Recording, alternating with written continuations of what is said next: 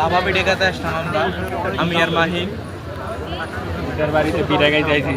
মাহিন আমাকে তার উনির সাথে দেখা করে যায় নাই, যদি পাই তারে আমি বাবা পিঠা চেয়ে আরো।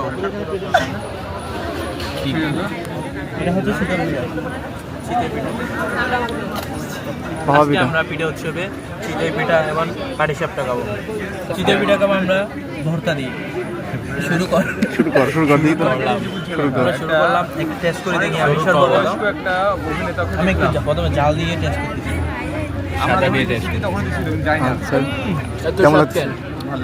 কেমন লাগতেছে? ভালো হয়েছে আসলে।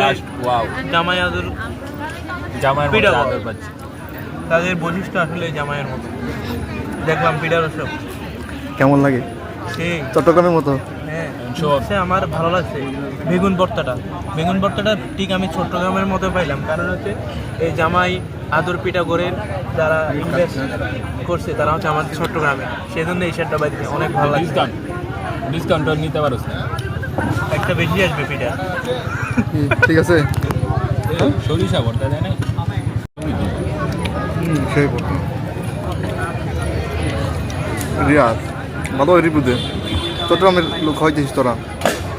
এটা চট্টগ্রামের বাইক পাইতেছি আমি আসলে। চট্টগ্রামে আমার শুটকি ভর্তা যে কোনো কিছু দিয়ে খাই, অনেক ভালো লাগে। শুটকি তারপরে এটা লেগে গেছে। হ্যাঁ, পাটিসাপটা রিভিউ দাও। আমি রিভিউটা দিচ্ছি। আচ্ছা আচ্ছা, কে কাগজ আস না বেটা, এই যে পাশে কাগজ। খাবার পর আমি যা বুঝলাম এটা আসলে তেমন মিষ্টি নাই। এই হচ্ছে পাটিসাপটা পিঠা। হচ্ছে কি জামায়াদর পিঠা করে আমরা আসছি, রিয়াজ আমাদের নিয়ে আসছে এখানে। নাকি চট্টগ্রামের যে ছেলেপেলে ওরা পিঠা বিক্রি করতেছে, বলছে যে 50% ডিসকাউন্টে পিঠা খাওয়াবো, কিন্তু আমাদের 10%ও ডিসকাউন্ট দেয় না। চট্টগ্রামের ছেলেরা এরকম বাটপারি করছে আমাদের সাথে। তার মানে কি রিয়াজ বাটপার? রিয়াজ অবশ্যই বাটপার।